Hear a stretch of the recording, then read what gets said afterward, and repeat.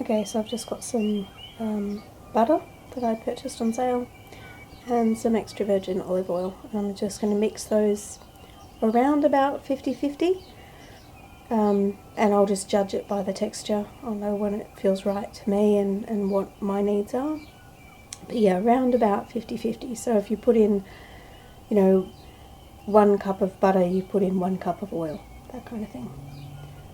And I'm just going to make some spreadable butter.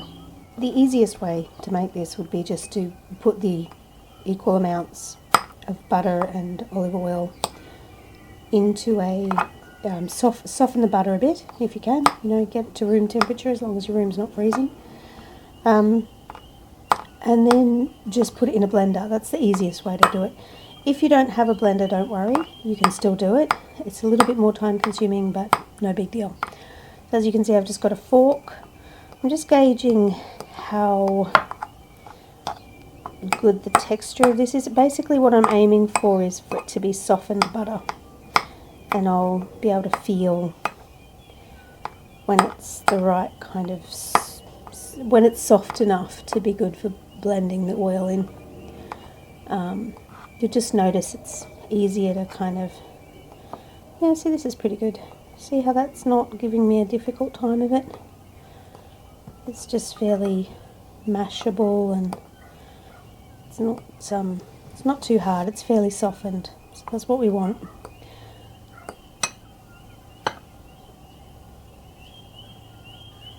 Gosh, it almost looks like scrambled eggs now, doesn't it?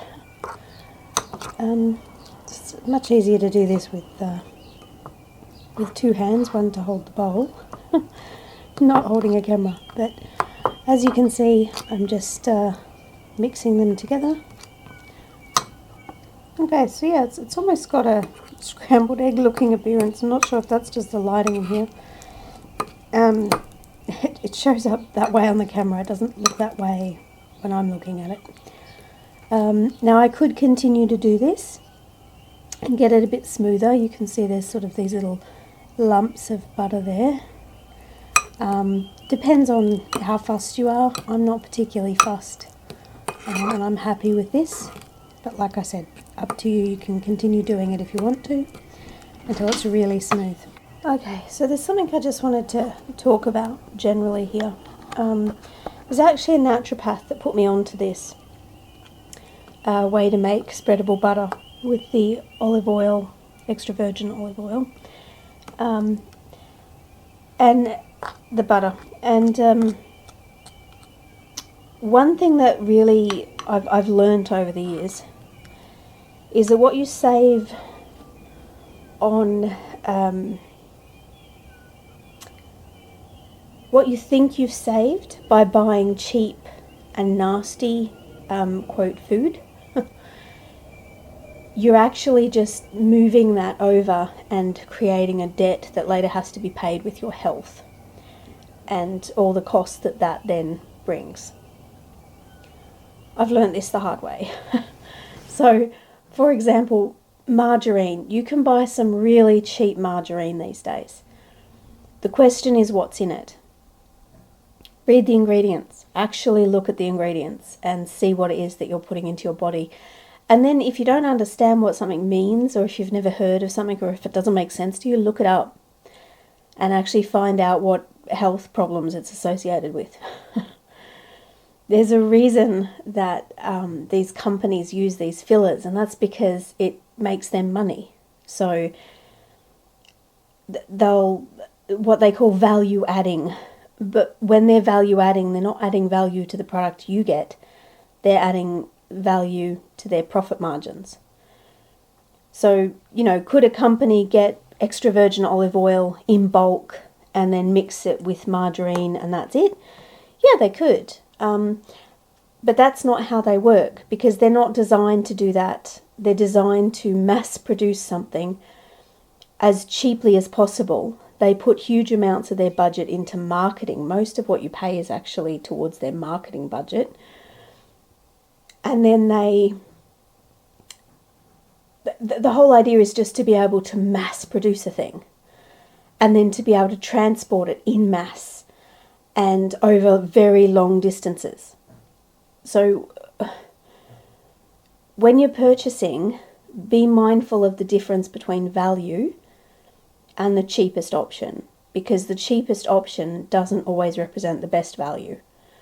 So for example, I'm having a decent quality, I mean, it's not, I'm sure that there are connoisseurs that would have things to say about it, but it is a decent quality Australian extra virgin olive oil brand, right? It's cold pressed, so it retains a lot of its vitamins and essential, and all the good stuff. You know, I'm not a nutritionist. Talk to one of them about the ins and outs of it, but the point is it keeps a lot of its nutritional value.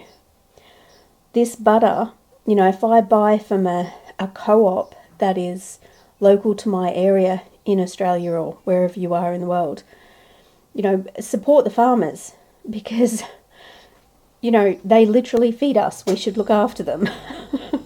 So if you can mix something like this yourself, you don't have to do it frequently. Like it's not something that you have to do daily or even weekly. You know, you just do up a batch, and then that batch will probably last you, you know, 3 weeks, maybe more, depending on your personal needs and how much you make up in the initial stages. The point is, if you make this, it's basically a multivitamin. You're giving yourself a lot of nutrition in a small amount, and it's got a decent flavour to it. You know, it might not look like much, but the flavour of this, it's got that nice buttery flavour, but it also has that extra virgin olive oil flavour. And if you don't want extra virgin olive oil, that's fine. You can use a different quality, preferably cold pressed oil of your choice. You know, there's all sorts of ones out there these days. You know, there's avocado oil, there's sunflower oil, there's heaps.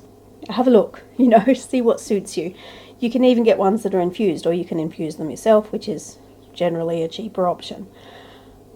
The point is, this is adding nutrition. Yes, it has a fat content, absolutely, and yes, it's a small amount, goes a long way. You don't need heaps of this in your diet, but it definitely has a nutritional element, unlike a lot of the cheap and nasty margarines that are out there.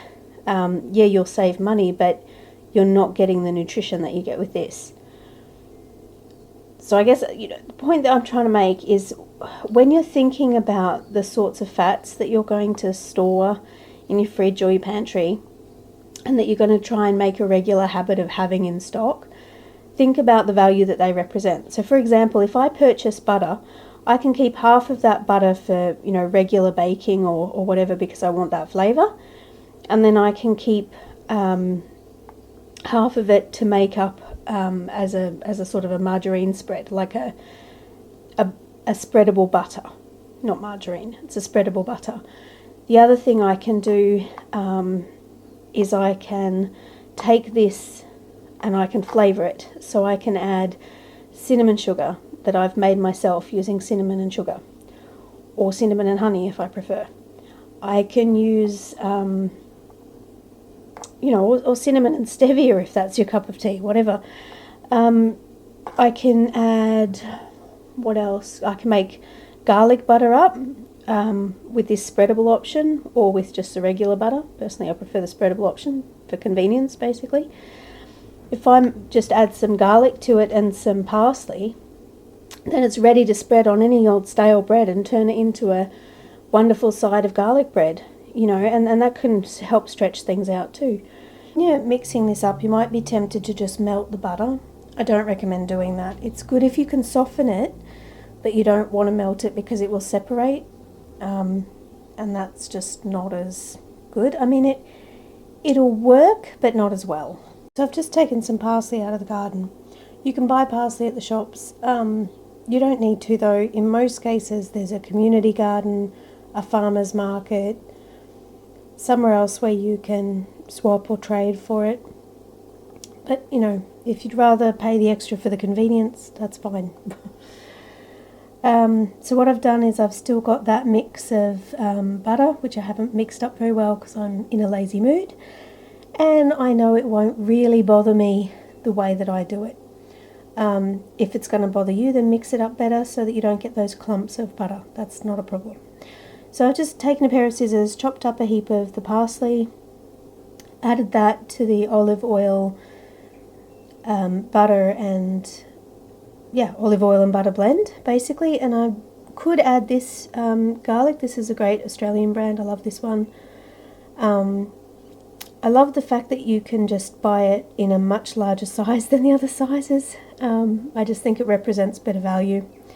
What is it? It's $3.75, which compared to the others, I think it's like almost double the size. And this is only $5, where it was last time I bought some. With inflation, who knows? Mentioned you can also just add some sugar, some cinnamon. You can make some cinnamon butter. I've got a little bit left over in this bowl, so I just thought I'd make some cinnamon butter up and add it to some slices of apple that I happen to have on hand, and I just thought that would be a nice little treat.